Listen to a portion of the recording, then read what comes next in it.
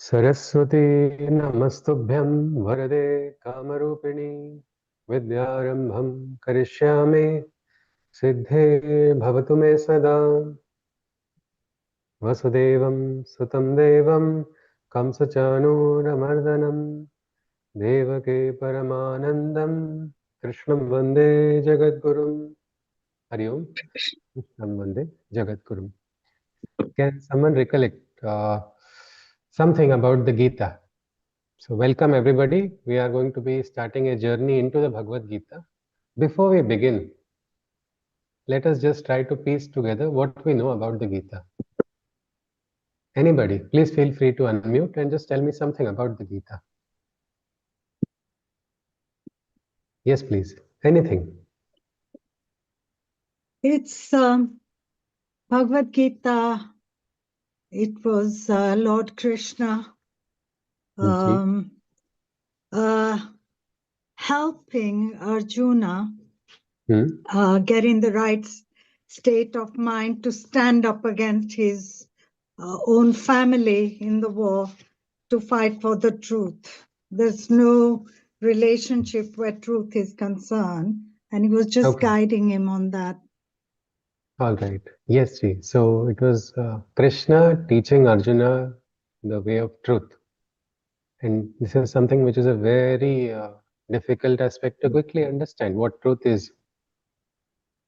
But who was Krishna then? Was he a counselor for a war? Was he a psychologist? And how was this? What was this interaction between Krishna and Arjuna? Anybody? Something more to what Shashiji added, please? He was the best therapist that could be. Anybody could be. So there was some therapy session going on. There was a big board, Krishna therapist, and Arjuna had enrolled there, or where was this therapy session?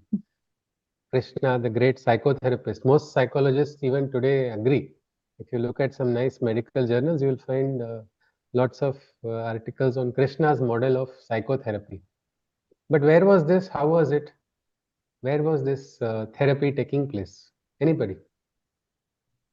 On the battlefield. In the battlefield. I mean, the last place anybody would think. In battlefield, people have weapons to kill each other, and here there's a therapy taking place. So what is this therapy? There are different types of therapies. There are shock therapies. What was this therapy Krishna was giving Arjuna? Hypnosis? What was it? Anybody? The was showing truth. path. Yeah, yes, one at a time. Yes, please. Who was that? I think, yes, please. Yes, sir. You were saying something?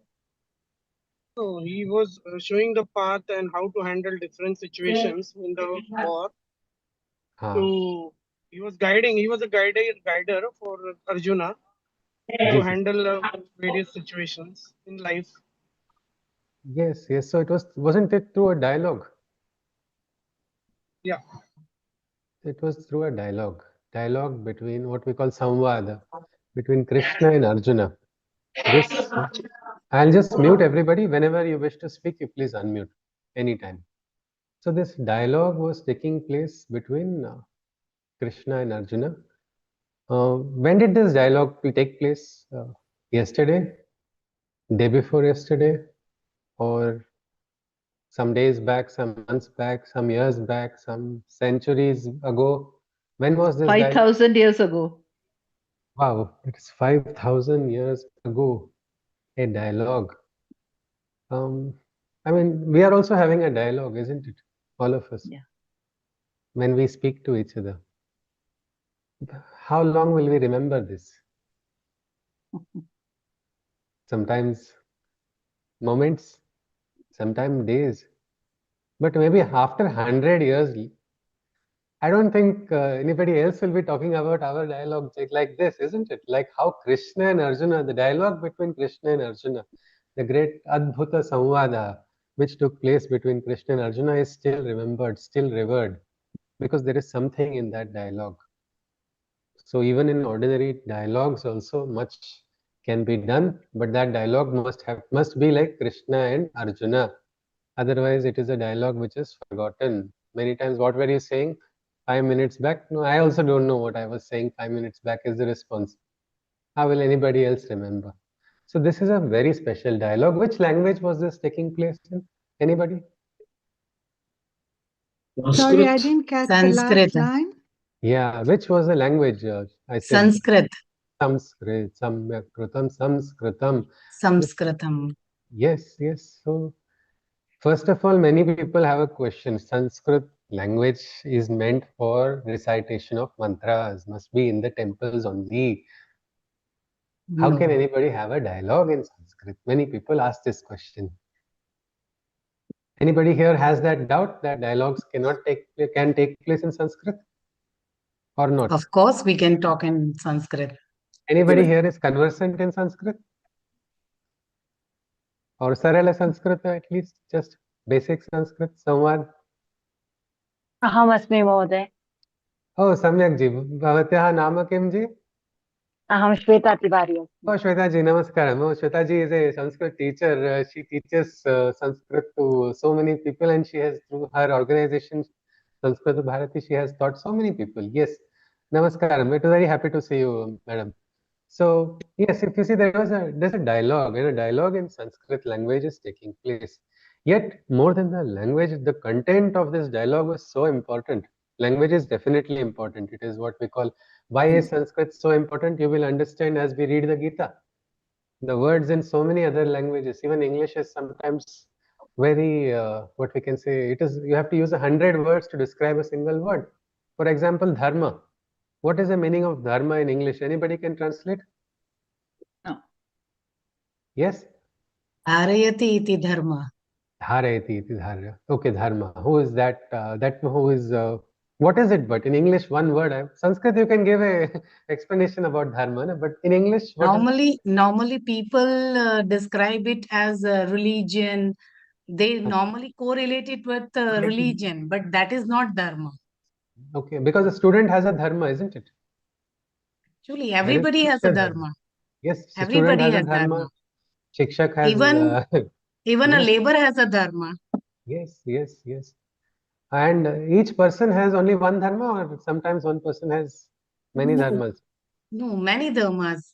Like we females as a matru dharma, patni dharma, putri dharma, putra vadhu dharma. Yes. Many roles. As many Absolutely. as roles, as many as dharmas. Isn't it? Dharma is so interesting. As like now, Madam just shared about how as a female. So as a male, for me, what is I have a dharma as a Pitru putra dharma, dharma, putra as a dharma. bhratru dharma, as a husband, I have a role, as a seeker. Everybody, if you see so many such dharmas, and then there comes what we call the great dharma sankata, because so many dharmas are there, they become problematic. Because I don't know which if I do this dharma, is it going to clash with another dharma? Is it going to happen? That is a big question. Arjuna had something very similar as he entered into that battlefield. And the direction of what is dharma, that is thought. What is the Sanatan Dharma? Sanatan Dharma is that eternal Dharma. What is its real meaning? That was imparted by our Krishna in the middle of the battlefield. This dialogue was taking place in Sanskrit. We just, I think, through our teacher in the group, our Acharya is there in the group, she demonstrated that Samvad can be possible. She just said, Aham Asmi. Again, what Aham Asmi, who is the Aham? Koham, then somebody will say Soham. Again, you can just, Sanskrit is a beautiful language which has a great rhythm in it. And that is why the Bhagavad Gita has its own rhythm. We call those, the shlokas they are so beautifully put. So this language is Sanskrit language, dialogue is taking place. But again, Bhagavad Gita, is it a own original separate book published by Krishna Publications? Edition number 1, edition. Where is this Bhagavad Gita? It is a part of some other major scripture? Part of Mahabharata. Yes, it is a part of Mahabharata. Almost 1 lakh verses are there in Mahabharata. Among the 1 lakh verses of Mahabharata, in the Bhishma Parva, we see this 700 shloka beautiful interaction between Krishna and Arjuna. So exalted was this dialogue which took place so many years ago that even today we still remember, we still search for light, we still find answers to real life questions in whichever field you look at. If you just look at before going to the ancient, why not look at the modern perspectives? Bhagavad Gita, if you look into the field of management, you can find so many like leadership models of Krishna are being emulated by leaders. Whether they have read the Gita or not, the great leaders are following some of the principles. Fighters, they are following so many. Many of the regiments of the Indian Army have actual verses of the Gita as their war cries and slogans. Anybody has heard of this Nabha Sprusham Deeptam? The Air Force motto. Absolutely, Vijayaji. Again, that comes in the Bhagavad Gita only. And we will see that shloka when it comes to us.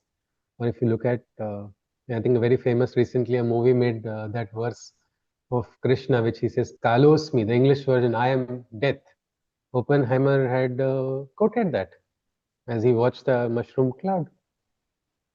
Now, if you see so many modern scientists also, or management institutes, medical journals, when during the COVID times, there was a European heart journal which quoted Bhagavad Gita. I mean, what is the connection of the heart with the Bhagavad Gita? Well, you study Dr. Ankur Karra's, I'll search that paper and share it to you. It will tell you what is it. What is there in the Bhagavad Gita that is allowing a person to tide over difficulties, tide over challenges? I had a good fortune of working with a neurologist and a psychologist to write about moral injuries and Bhagavad Gita, especially for healthcare workers. Whether you look at whichever field you see, you will see a lot of aspects of the Bhagavad Gita. We just look at some names, some random names. Lokmanya Tilak or Tilak Maharaj. Anybody knows his connection with the Gita? Yes, he wrote the book called Gita Rahasya. Yes, sir. Yes, sir. He wrote the book called Gita Rahasya. He wrote that in the prison. It is so brilliant. It's remarkable how that light came to him inside of the prison. This beautiful Gita Rahasya book. It is now even today revered by so many people in Maharashtra. They study that with such depth. It is brilliant. And what was Tilak Maharaj famous for? Non-violence? Yes, freedom fighter. Freedom fighter, yes. But what was he following? I Non-violence? would say, yes. Violent way of. He was Katham called Ati Shakyam. Ugravadi. That Ugravadi is a different name that was given extremists and terrorists. This was a different set of historians chose to write that. That was given by British because they were Yeah, considering Indian Swatantra Sainik as a terrorist. Yes, absolutely. But now he even many people actually many times in Maharashtra, whenever I've met some of my friends, they say this verse Karmanye Vadhikaraste Mam Phaleshu Kadachana is a verse by Tilak Maharaj. Because he lived so brilliantly, he lived by that principles of do your actions. He divinized the freedom struggle, much like how Sri Aurobindo did. And for the sake of the nation, you are not going to receive, only going to suffer. You have to stand up for your rights, stand up for your dharma, as we see in Krishna in the Gita telling him that. Now, again, there is also one great freedom fighter. Many people revere him in India today also. Gandhiji, what did he say about the Gita? Anyone? Which principle he felt he has got inspired from the Gita? Ahimsa. One side we are seeing someone who is looking at the Gita and getting a different principle. Another person is getting a very different principle. Somebody wants to add something? Yes, please. यदा यदा हि धर्मस्य ग्लानिर्भवति Bharat अभ्युत्थानम् अधर्मस्य तदात्मानं सृजाम्यहम्. Yeah. Yes. परित्राणाय साधनानि विनाशाय च कृत्यं धर्म संस्थापनार्थं संभवामि योगी. Yes, this is the promise of Krishna, isn't it? Yeah. All right. Yes, sir. Thank you. So if we see, there are so many perspectives of the Gita. So many. Swami Vivekananda has talked about Gita. You look at any part of India, any great saint, that person has read the Gita. You can, not just in India, across the world. It is also when before India's India got free also, if you see, it is most translated book also. Bhagavad Gita has been translated so many times. Will you hear anybody scream blasphemy for translating Bhagavad Gita? No. No. And is there anybody who can claim, I only know the right meaning of the Gita? No. No, because this is such a beautiful scripture which has so many layers and layers of meaning. As you experience it, you grow with the scripture.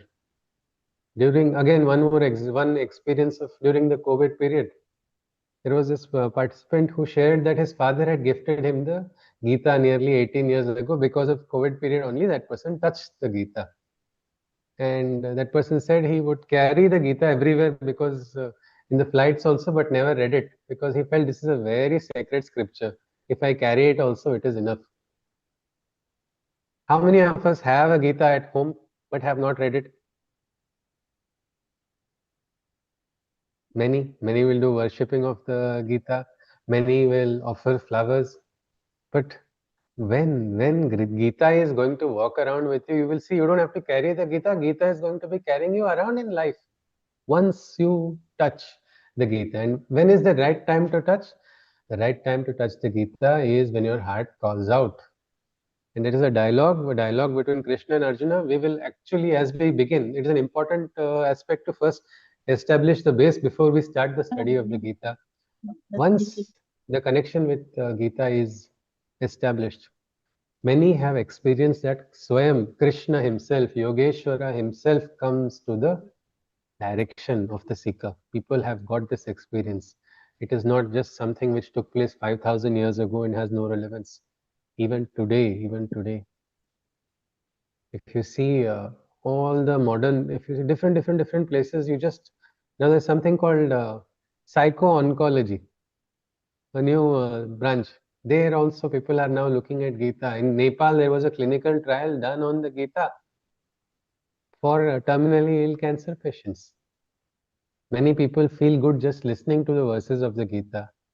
Imagine how beautiful it will be if we can understand the verses that we listen to.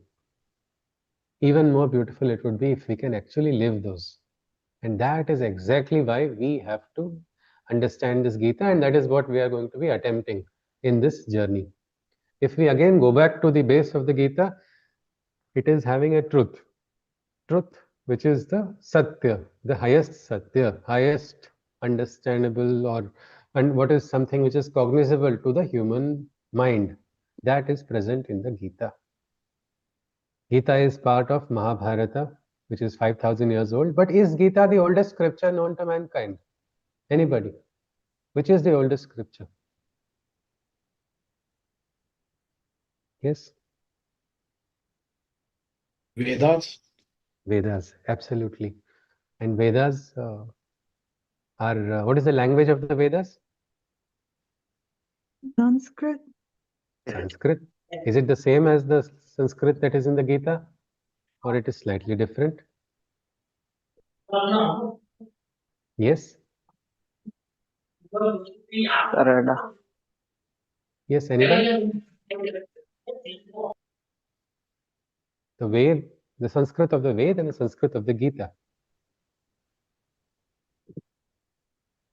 The Sanskrit is known to be slightly different from the Sanskrit that has been used in the Bhagavad Gita.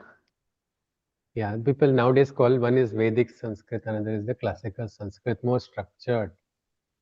Now, if Ved is the oldest, anybody can just name the 4 Vedas? Rigved, Samveda, Samved. Yes, Rig, Yajur, Sama and Atharva. Atharvan. Yes. If can anybody tell me something, what is there in the Vedas? Something. Ved means knowledge, but knowledge is so vast, isn't it?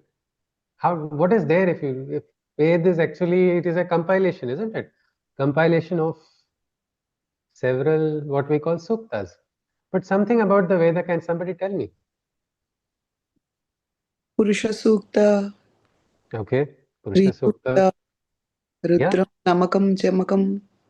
Rudram is there, Chamakam is there. No? And then one Rudra and Purusha, are they different?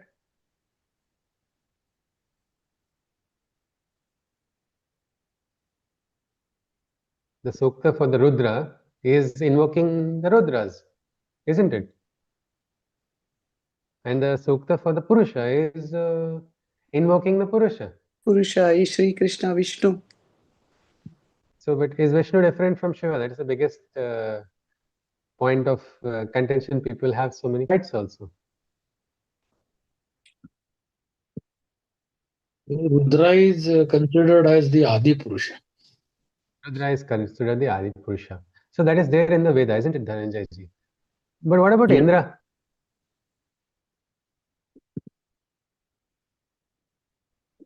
Is Indra there in the Rig Veda?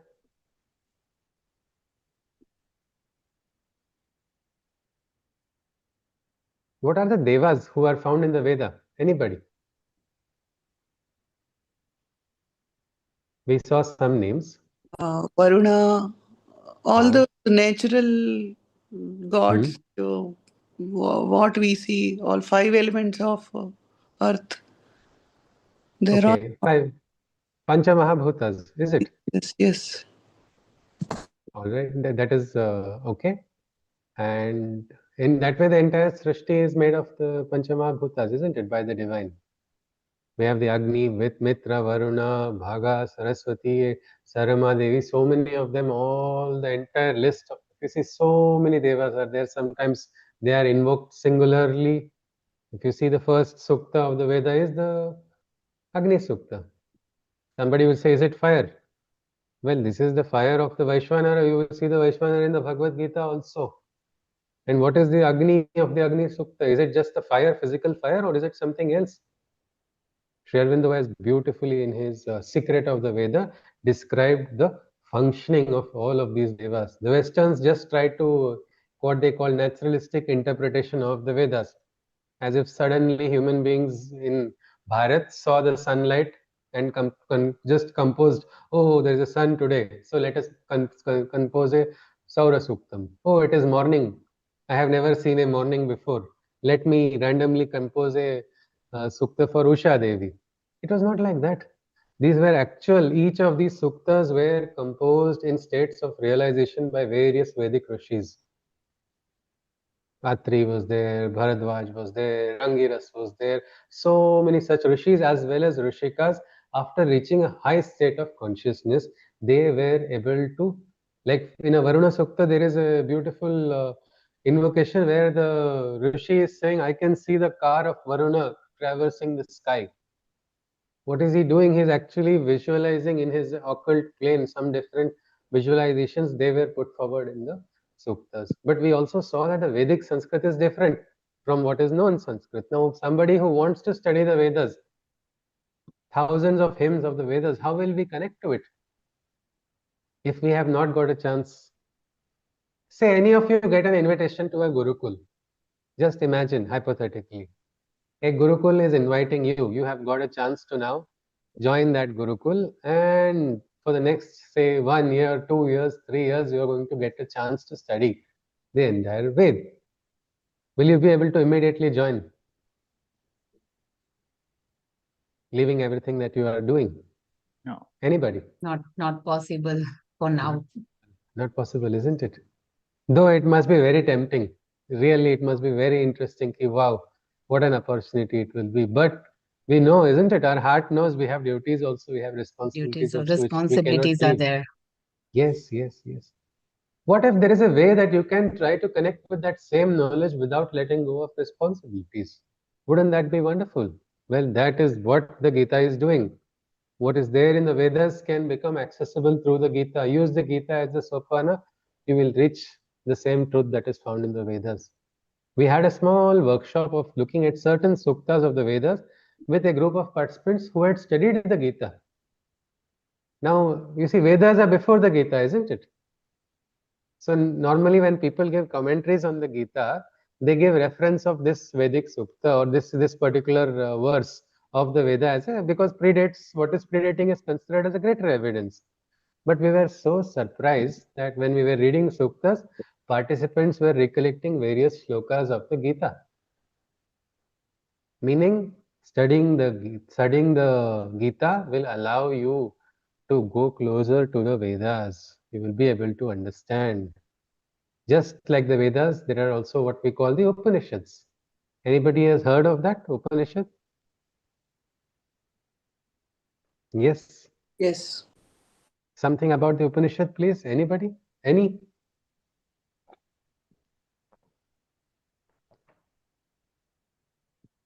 Taittiriya Upanishad, I just heard few names. Kathopanishad, Okay, Amritopanishad, Kathopanishad, Taittiriya Jnanabindu Upanishad. Upanishad, Sorry, Jill, what was the last Upanishad you said? Dhyanabindu Upanishad. Dhyanabindu Upanishad. There are Any so other? many Upanishad. I have a book of 108 Upanishads. 108. So Yeah. it is Prajnaji, isn't it, Ji? Yes, sir. Yes. So are there 108 Upanishads? There are more than that. There are more than that. Okay, but how many then? I don't know. How many? Rough figure maybe? Maybe more than 200. Okay, they were actually more than 200. But you know what happened? We had invasions. 800.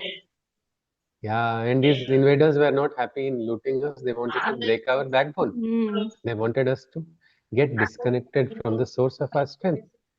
So not only did they loot and destroy, they burnt libraries also. They burnt texts also. So many scriptures were destroyed, and in the process, we lost so many Upanishads. So I think as we had our participant Pradnaji sharing about 108 Upanishads, there are some Upanishads which are called the Mukhya Upanishads, and they have still survived. But what are these Upanishads? Anybody? Anybody? Anything about the Upanishad? They are called the Vedanta, Vedantic scriptures. But something about the Upanishads. And please don't mind, first session we will just be looking at the base. From the next session, that is tomorrow, we will officially start the Bhagavad Gita from verse 1. Today we will look at the first verse, but tomorrow we will go in depth one by one. Before that, we just have to establish what is the base. So we saw there is some connection of the Gita with the Vedas. When we study the Gita, we will understand the Vedas. Vedic scholars who study the Vedas will tell you beautiful connections with the Gita also. But like that, what about the Upanishads? These are something which are the most sacred ancient scriptures of Bharat. What about Upanishads? Anything about the Upanishads? What do they teach, or what is the purpose of an Upanishad? Where was it? Yes, The knowledge from Veda, it's segregated into different sections according to topics. Yeah. So the knowledge of one portion is the Upanishad, isn't it? Yeah. After Veda is written, Upanishads are written. So we can say the same truth that was found in the Vedic Suktas can be got from the Upanishads. The Upanishads are called the Vedantas. Some funny translators have called Upanishads because Ant means end. Upanishads finished the Vedas. Now that is as silly as saying that first standard school teacher has finished the LKG teacher or kindergarten teacher. The base is created, isn't it? What was there on the base, what was established by the Vedas, that was taken a little bit more structured manner, because each of the Vedic suktas were according to a different style. If you see Madhuchandas, the very name Madhuchanda means honey rhythm. The Rishi Madhuchandas, when he created those rhythms for his set of suktas, they were different. Another set of suktas of the Atri Mandala, they were completely different according to their style. Each of them had their own, what we can say, approach, but not everybody could understand all of it. The Upanishads sought a way to reach that same truth, which is called the Brahma Vidya. They are the Vedanta. Upanishads are called the texts of the Vedanta. We got some names of the Upanishad like that. There is a very small Upanishad, smallest of Upanishads. Does anybody know the name? Smallest Upanishad? Isha Upanishad. It is one of the small ones, Aditi ji, but not the smallest. There is something smaller than the Isha Upanishad. Around 10 years ago, I was very greedy. I thought I'll quickly study the Upanishads, thinking reading the Upanishads and understanding different commentaries will help me understand. So I picked up all the small Upanishads first. Isha, Kena, and different ones. So Mandukya Upanishad is said to be the smallest Upanishad. In another Upanishad, it is said that somebody who understands Mandukya Upanishad can get moksha. Now everybody is after this, whatever this moksha is. Gita is going to tell us what is moksha, but now there are 700 shlokas in the Gita, isn't it? And Mandukya Upanishad has what? 12? 12 verses. Now, if you are going to get moksha in 12 verses, why should we read 700 verses? Anybody?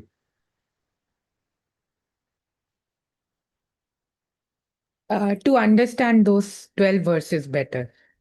Isn't it so wonderfully said? Because you try to read the Mandukya Upanishad, you will get surprised. Om iti etadaksharam idam sarvam tasyopa vyakhyanam bhutam bhavat bhavishyati sarvam omkaram eva.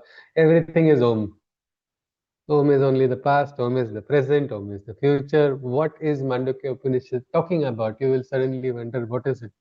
Because Brahma Vidya is something which is very sacred, plus it requires us to transcend what are certain limitations of our human mind.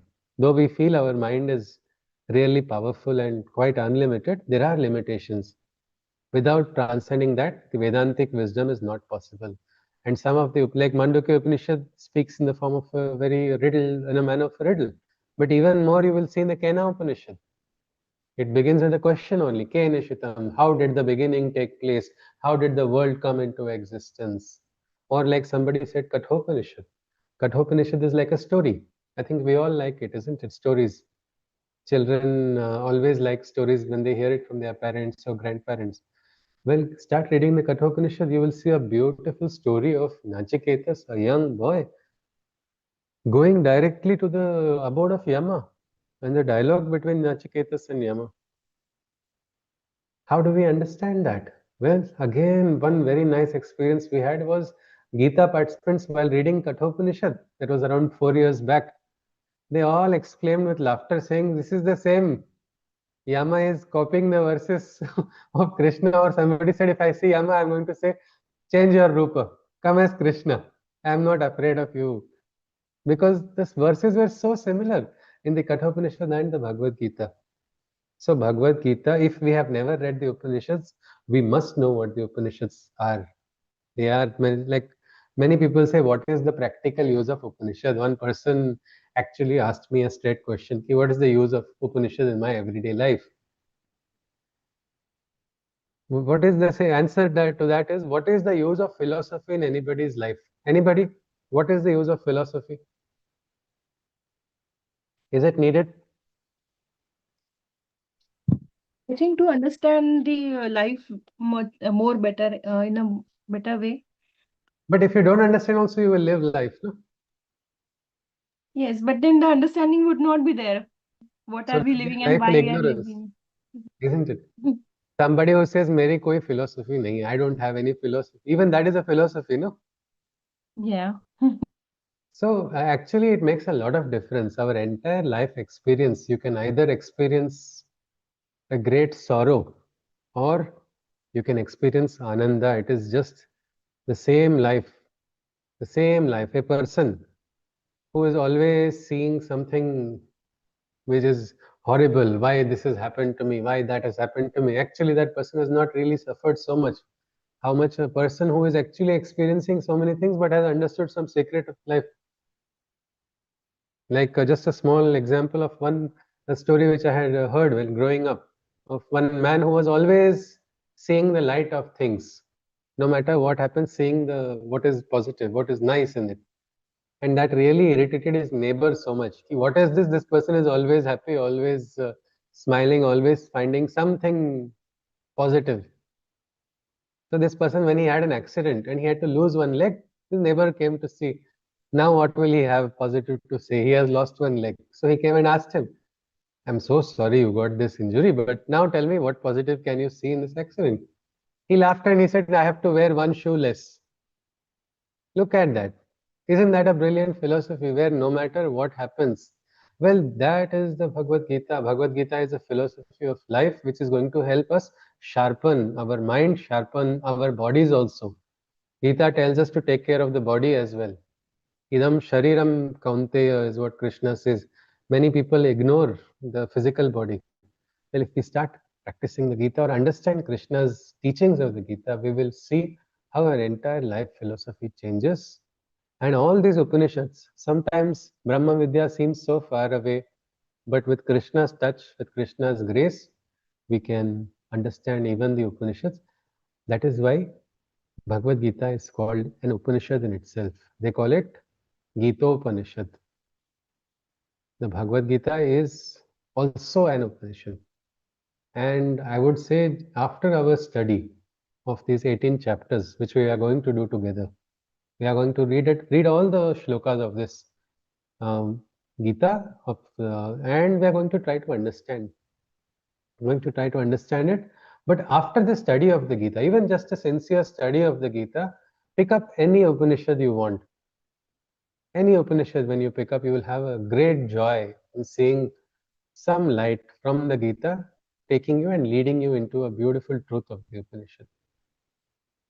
It makes a lot of difference. The philosophy of life is actually going to shape our entire life, the direction of our karmas, the direction of our, even the quality of life can improve 100-fold just by a simple alteration of our philosophy.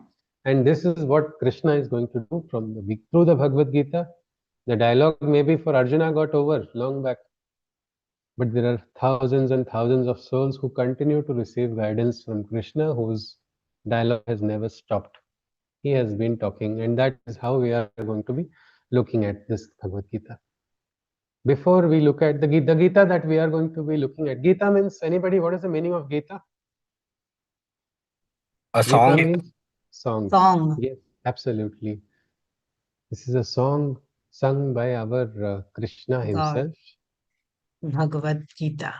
Yes, so yes, and they also call it Srimad Bhagavad Gita. But like that, is there any other Gita other than Srimad Bhagavad Gita?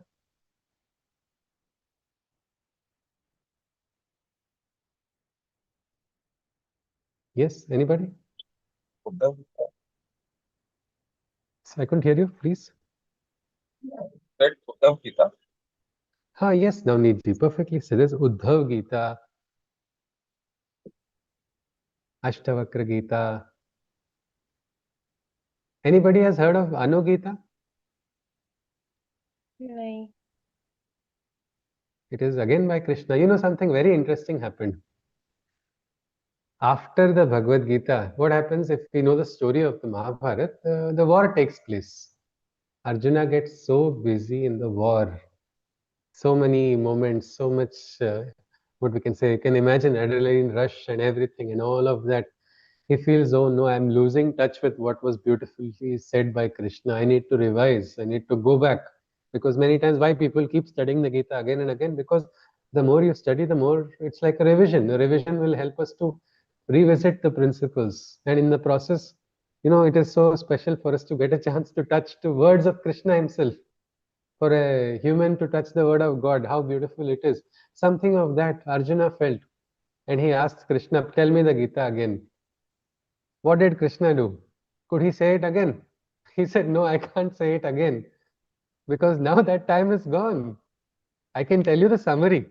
But that particular dialogue, that Arjuna now is different. So now he will not receive the same Gita, he gets another. And Krishna says, that time I was in a different laya. I was in connection. Yoga Yukto Maya Arjuna. I was in the state of yoga with that Supreme Purusha and I could pass on the Gita in 700 words. But still he says, no problem, I will give you again. And he gives it in 300 verses. So that is what they call the Anu Gita. So there are different versions of the Gita. This Bhagavad Gita or the Srimad Bhagavad Gita is the one which we are going to be looking at. If anybody has any version of the Gita, you can just keep it as a reference. For the purpose of our workshop, there is this poetic rendition of the Gita. One of the reasons poetry I have preferred is because it is easier. Poetry it allows us a freedom of interpretation in various ways. Nobody can say this poem must have this meaning only. One poetic verse can have different meanings to different people. That is why it is chosen. That book will be available as a free PDF for anybody. If physical book is required, that can be couriered. It will take around 4-5 days to come from Pondicherry to, if you are in the north. In the south, it may come in 2 days. But again, if you have any other version of the Gita, you can keep it on the side with you as reference. Gita's knowledge is not going to change if it changes with different versions. The truth is always the same. They say ekam sat vipraha bahuda vadanti. Different philosophers have told. But one thing we will avoid is we will not try to clash with different interpretations. Why is because we don't want to get deviated, because the same, you see, we called Upanishads, isn't it? We called Upanishads as the Vedanta. But there are different schools of Vedanta. Does anybody know that? The shakhas of Vedanta? Anyone? There's an Advaita Vedanta, there is a Dvaita Vedanta, there is a Vishishtadvaita Vedanta. And the very interesting part is all of them give reference to Bhagavad Gita only as the Pramana Shastra. So one person will quote, say this shloka of the Gita says this interpretation as Dvaita. Another one will say, no, this shloka is saying Advaita. And if we enter into Dvaita, Advaita, it would be interesting, but I think we all will have to sit somewhere in Himalayas quietly and maybe debate for years. But I don't think we have that time, and we have to try to cover this workshop. So we will not try to engage in Vedantic discussions. We will try to look at its relevance to practical everyday lives. And for me, I have the reference for this book, Rhythm of Krishna, has been Sri Aurobindo's essays on the Gita, where exhaustive commentary on the Gita has been given. That also is available online in the website of Sri Aurobindo Ashram. You can, collect it from there, download it from there, or get it on physical book also. So I think with this, we are ready. We are ready to just at least, you see, since ancient times, even in modern times, people are looking at the Gita. Don't you think it is worth pursuing the study? Let us just see what is there in the Gita, isn't it? Can we go ahead to the study now of the Bhagavad Gita? With the aim of, what should be our aim is also an important thing. We have decided we are not going to argue with each other on, no, this is the right interpretation, that is the right interpretation, because a kaleidoscope, can somebody say you can get only one design pattern in a kaleidoscope? No. You will keep getting so many patterns, isn't it? And each pattern can be beautiful when seen properly, isn't it? So we will not try to enforce on each other. Instead, we will try to share, because I am only 35. We have many participants who are probably even double my age, who have got what we call life experience, who have lived life, different moments. Again, just because somebody has lived so many years does not mean that, if you see, our Kalidasa has said, Dharma, it is like Vayah na samikshate, for those who are, what we can say, Dharma Vruddhas, who have walked ahead on the path of Dharma. Adi Shankaracharya at a young age had already got the realization. So age is not a factor that we are going to be looking at, but experience, yes. There are many of us who have lived a great life experience.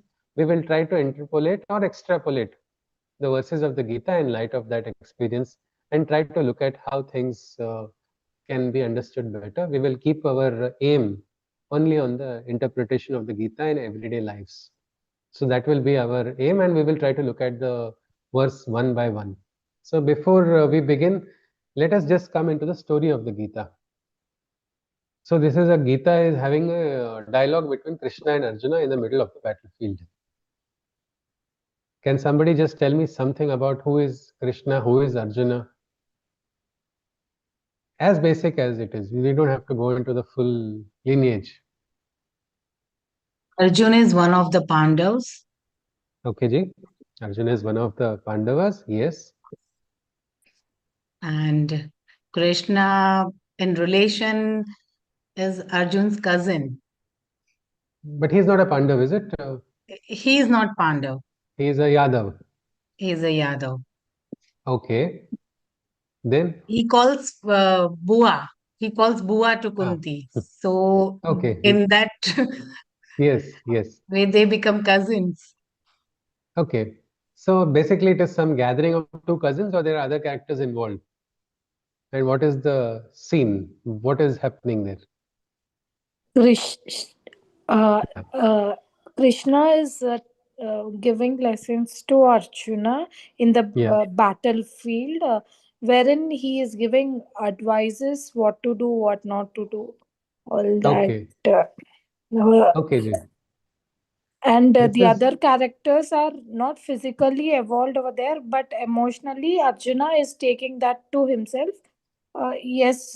Thinking about all of them. He's thinking about all of them, and he's asking doubts to Krishna. Okay, so now you mentioned, Jyotsnaji, you mentioned battlefield, isn't it? Yes, sir. Yes, sir. What is this battle is for what?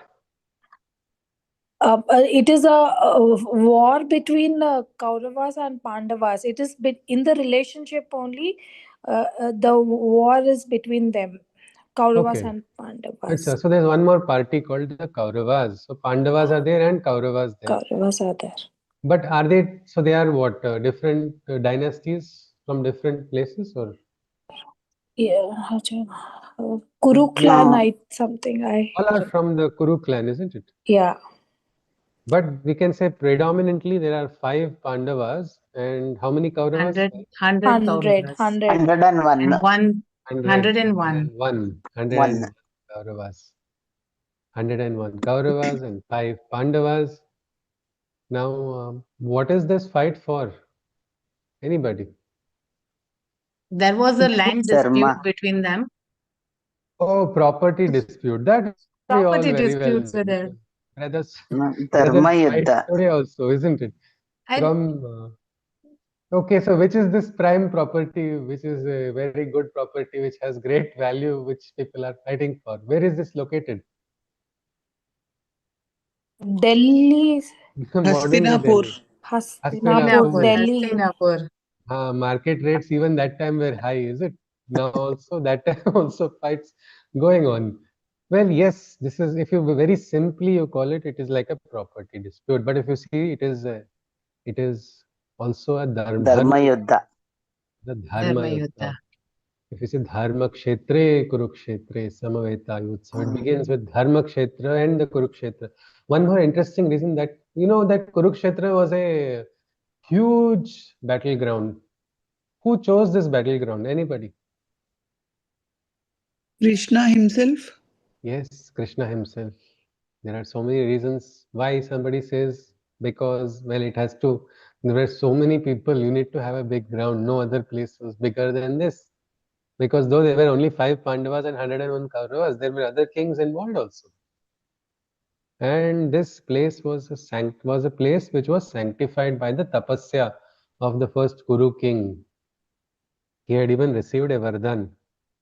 He had received a vardhan that place has become so punya that everybody will attain moksha. So Krishna thought, if at all the fight is taking place, let it happen here. And that is where this battle was chosen. It is, if you see, it is actually a battle between brothers. Pandavas are also from the same Kuru clan. Pandavas are the children of Pandu. Our Kauravas are the children of King Dhritarashtra. Yes. Now, Pandu passed away early. Dhritarashtra was established as a regent. He was going to take like a caretaker, and he was supposed to hand over the throne to the Pandavas. And Dhritarashtra was not, though Dhritarashtra wanted to become the king, he could not become in the first place. What was the reason? Anybody? He was blind. He was blind. Okay. Now again, not having physical sight, is that the biggest problem? No, he was also the eldest of the brothers, and he thinks it is his right as the eldest that he should be the ruler. Yes. So physical blindness is not really, it is just one sense which is not, sometimes, like everybody has some differences. So some individuals do not have that gift of vision. I had a friend of mine who was not able to see, but such a great journalist, such a good journalist she is, that she is able to write so perfectly articles. And I did not, when I first spoke, I did not even know that this person is not able to see it, because that person is so well established and aware. But here the blindness of Dhritarashtra is something many of us also have. Though we can see, we are also blind. What is this blindness? Anybody? Maya. Maya or moha? Attachment. That is the problem. Putra moha. Yes, here putra moha. There are so many mohas actually. Very nicely said, the word putra moha. There are so many mohas which may cause what we call the bandhanas take place because of moha. Parents have for children, children have for sometimes objects also. People have moha. People have moha for pride. People have moha for so many n number of factors. Even people on the spiritual path have moha. Can we believe that?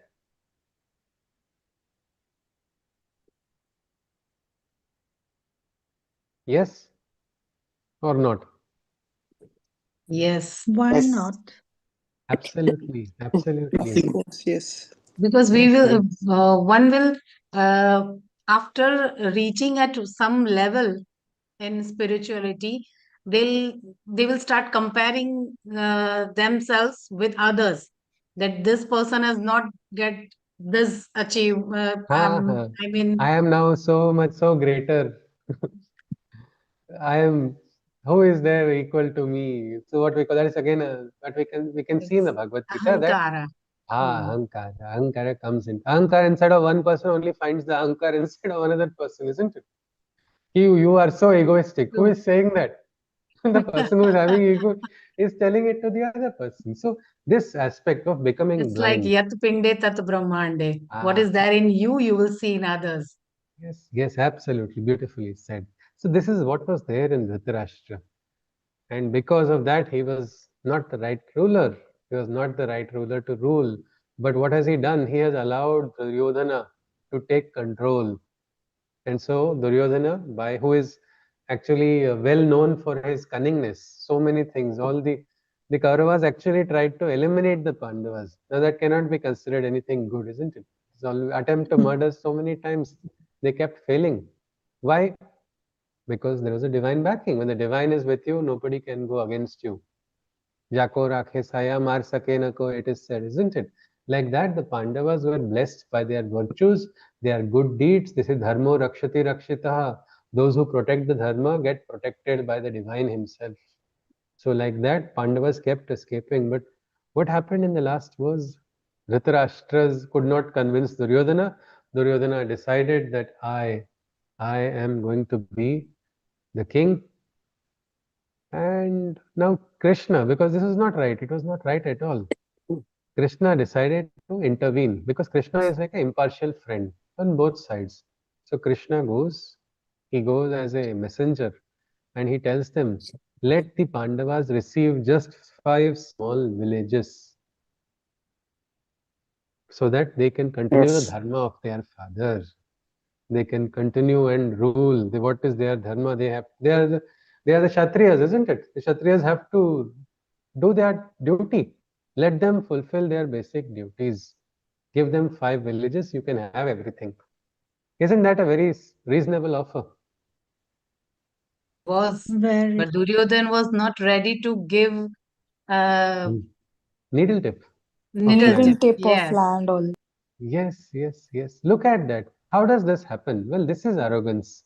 This is also blindness of arrogance inside of Duryodhana.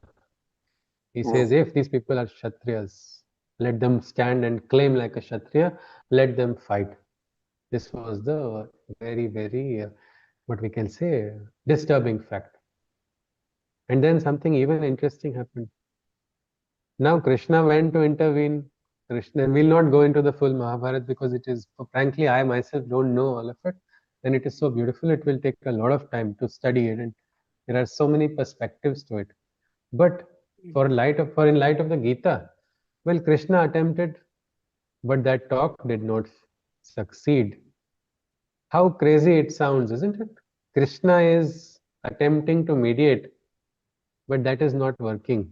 What does that teach us? Anybody? Dharmo rakshati rakshita. Yes, yes. But what does this teach us? What does this teach us? Destiny. Okay, that is interesting, destiny. But one more, if we look at it in a more practical manner, sometimes the divine is there to guide us. That we are not able to see with our naked eyes. With our because of our arrogance, because of that. Arrogance and ignorance, both. Look at what Dhritarashtra did. Well, Dhritarashtra may say, I am doing it for my children only. What wrong am I doing? A father must take care of the children. Now look at what has happened to the children and what happened in Mahabharata. Anybody, what was the outcome of the Kauravan side? What happened there? They all were destroyed. Dead. Yeah, they all were destroyed. Look at that. Did Dhritarashtra aspire for it? No. No. Did Duryodhana have a chance to avoid it? Yes. Yes, they did. They did. But it is arrogance. So Gita, one moment. I'll just mute. Can we have Yeah, it's actually yes. So you can talk to me and unmute that time. Otherwise, we can mute. So what is your plan? Yeah, I'll just mute Jagdish ji. Yes, please. So if you see this means sometimes the divine is always trying to manifest what is the best for all of us. But sometimes we have no option. Sometimes there is no option but to stand for the truth. That is what has happened here. Arjuna and the Pandavas have now no option but to battle it out. But then was very, very, very interesting, what we can say, changes taking place there. There were the gurus, Dronacharya, Bhishmacharya, all of them. Where did they side? Krupacharya, yes, undefeated Krupacharya. Yes. Where did they, what side did they take? Anyone would say they would have taken the Pandavas side. They should have taken Pandava's side, but they chose Duryodhana instead. They chose Duryodhana's side. And that is where the entire Gita's premise begins. And many times when a line is drawn, sometimes till the line is not drawn, everything is okay. Everything is what we call status quo. But then certain events take place. And then that line is drawn. And then unexpected turns and changes of sides take place. I think we might have also seen in our life, suddenly people whom you think are your allies suddenly behave like your enemies. And sometimes enemies become your allies. Has anybody experienced that in life? Anytime? Many times. Many times. So this is the beautiful human nature, and Bhagavad Gita is that practical manual for us. So this is what happens in the Gita. The beginning is like this. In the middle of the battlefield, Arjuna is going to receive the Gita. We will just look at one shloka of the Gita today, so that we do a inauguration of the Bhagavad Gita's workshop with one shloka. Tomorrow onwards, we will enter in depth. And I will share what is the story of the Gita in the group, a small introduction of the story of the Gita. We will take it ahead from there. So let us begin. Hari Om. Dharma kshetre kurukshetre samaveta yuyutsavaha mamakaha pandavaschaiva kima kurvata Sanjaya. The blind emperor Dhritarashtra asked the oracle, gathered together in Kurukshetra to battle, assembled eagerly to prove their mettle. The Pandavas and my Kauravas poised for a fight. Oh Sanjay, what happened there? Share your divine sight. So we stop here with the first shloka. In the palace, we see Dhritarashtra asking Sanjay, tell me what happened in this great yuddha. And the very first shloka tells us why Dhritarashtra is blind, why the entire battle took place, why Mahabharata's war took place. Can anybody tell me what is that secret code visible in the very first shloka of the Gita? He says, Mamkas cha Pandavas chaiva, means my sons and Pandu's son.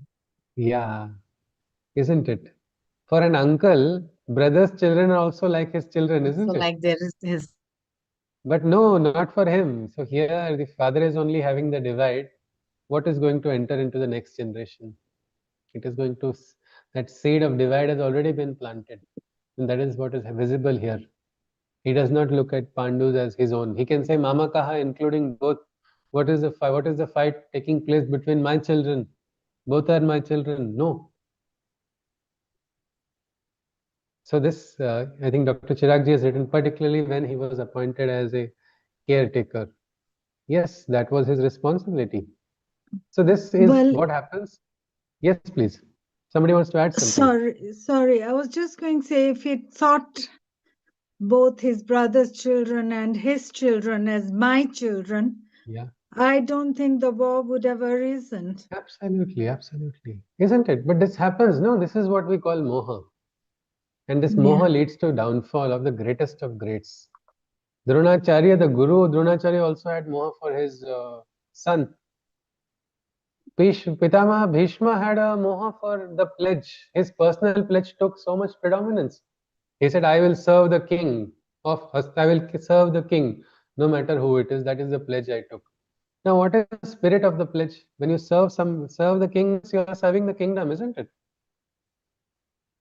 Yes. The real meaning of upholding a pledge to your nation is by working to. If the king is doing something wrong, our Shastra has also told you can withdraw is permitted when it is leading to destruction. But many times what happens when all power comes into a wrong hand, they are surrounded by people who are supporting only that person. And what happens? Everybody go into a wrong direction. And that is exactly what happened here. So Pitama Bhishma also has now taken this side. Look at the Pandavas, how Pandavas must be feeling. Their own elders, their own respected elders are on the other side. Well, that is where the entire Gita's premise begins. It is very beautiful how it begins. Just one shloka, which is a very beautiful Sanskrit Subhashit. We will just look at it. Ayam nijaha paroveti ganana laghu chetasam udara charitanam tu vasudhaiva kutumbakam. This person is mine. This is my friend because this person shares same ideology. That person thinks differently is not my friend. What is that? This is again a divide, isn't it? I am Nija Paraveti. Gadana Laghuchita. These are the small-minded people who make such divides. You are like this, you are like that, I am this way. But what do the wise people say? Udara Charitana, whose character is vast, like an ocean. What do they say? They say Vasudhaiva Kutumbakam. That is our Sanatan principle as well. If we follow this, we can be very assured no Kurukshetra battle will take place in our lives at least. We might have roles, we might have fights, but at least we will not follow this path of Dhritarashtra. So the first shloka of the Gita is only the reason why the Mahabharata took place. We must remember that no parents ever want such a blessing for such a curse for their child. But out of moha, indirectly they start manifesting. So let us never divide, not among our own children, or let us stop dividing upon my children versus somebody else's children. Does blood have to be the only factor with which we can have empathy? Because somebody is from the same bloodline, then I should have empathy. Otherwise, I cannot have. Is that what we have learned from our Shastras? No, our Shastras have taught us to rise beyond that. So that is the very first beginning of the Gita. With the first shloka, we stop here. We will look at the introduction. A little bit we will cover on some of the characters, why Sanjay is sitting next to our Dhritarashtra. What is all of that? We will look at it tomorrow. If anybody has any queries, you are welcome. Otherwise, we conclude with the Shanti Mantra. One more observation in the first verse is that the Dhritarashtra even doesn't call Pandavas as my nephews. He says the sons of Pandu. So he's disowning them completely. That's the reason. Those children, that person, he is no more like this. Exactly. Yeah. This is what we call, I think Dr. Sampadana Mishra had nicely said, Dhritarashtra syndrome. We should not have that. Yes, please. Josna ji wants to say something. You are welcome. Please feel free to unmute. Were you? No, I thought your finger went up. So you. No, sir. No, sir. All right, fine. So I think with this we are ready to conclude. I look forward to this study. Yes, Pradnya ji says she wants to procure a physical book. You just drop me a message with your address. I'll try to courier it. It will take 4 days Okay, to sir. reach. Yes, ji. Thank Namaste. you. Thank you. Sarve bhavantu sukhinah. Sarve santu niramaya. Sarve bhadrani pashyantu. Ma kaschit dukha bhag bhavet. Hari Om Tat Sat. Krishnam Vande Jagat Guru. Punarmilama. Namaste. Namaste. Thank you for being part of this journey. Thank you. Namaste. Thank you. Hari Om, sir. Thank Thank you. you. Thank you so much. Hari Om, Thank you, sir. ji. Hari Om. Hari Hari Om. Om. Hari Om. Hari. Hari Om ji. Hari Om. Hari Om. Hari Om. Thank you, ji. Hari Om. Good night.